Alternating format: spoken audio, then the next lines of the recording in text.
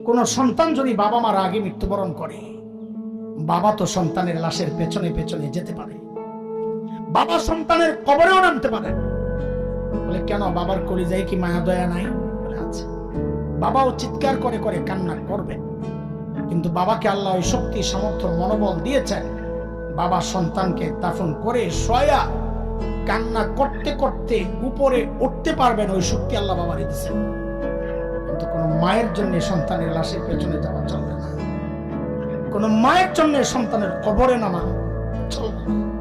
কেন? দুনিয়ায় এমন কোন মা নাই যে সন্তানকে দাফন করার জন্য কবরে নেমে সন্তানকে শোয়া দিয়া ওই মা আবার সুস্থ অবস্থায় উপরে উঠবেন, এমন কোন মা নাই। সন্তানদের শোয়া নিজ লাশ হইয়া শুয়া পড়বে।